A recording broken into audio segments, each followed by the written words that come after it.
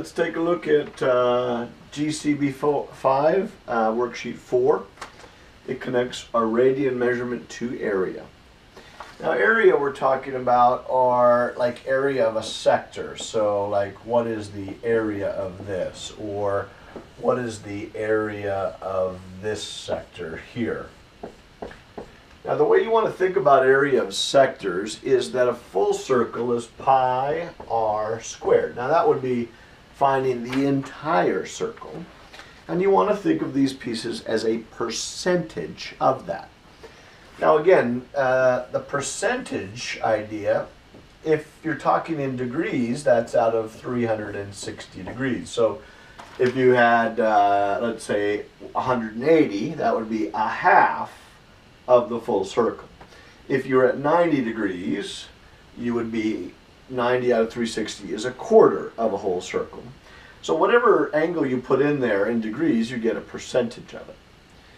Now, if you're not calculating in degrees, but if you're calculating in radians, 2 pi goes into this place, and so the area of a sector would be the angle over 2 pi, because you're in radians, pi r squared. Now a nice thing happens when you're in radians, when you create this little formula, that it didn't happen with degrees, but actually pi divides out here, and we get 1/2, because the 2 is in the denominator, the angle r squared. This becomes the formula. See how the pi's divided out, r square remained, the angle's there, and the 1/2. This becomes a formula that works for all sectors as long as you have a radian as your measurement. So I don't know, let's just say that this is 2 pi over 3. Let's say our radius is 6 here, and we would like to know the area of that region. Well, using this formula, we'd say 1/2 the angle, 2 pi over 3 in radians. This must be in radians, this formula. R squared is 36. So here, the 2's actually end up canceling or dividing out. 36 divided by 3 is 12, and we get 12 pi centimeters squared. The area here is 12 pi centimeters squared. It's an area, so it's squared as our value.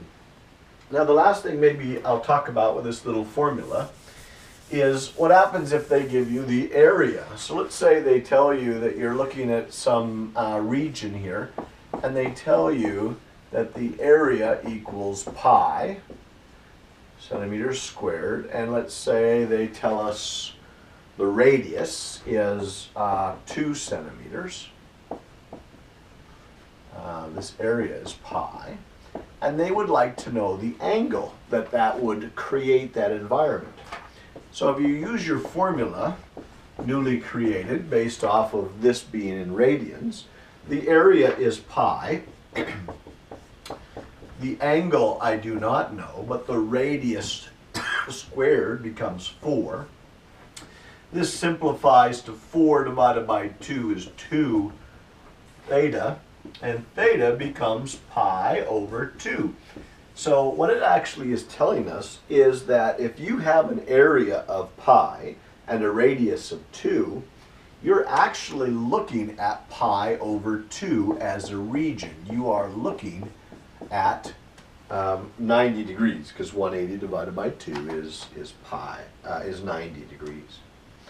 So 2 nice little formulas, one about arc length and one about area, both dealing with knowing that it's in radians, and they're created because it's a nice little, there's a nice little simplification that goes on in there. Good luck with this.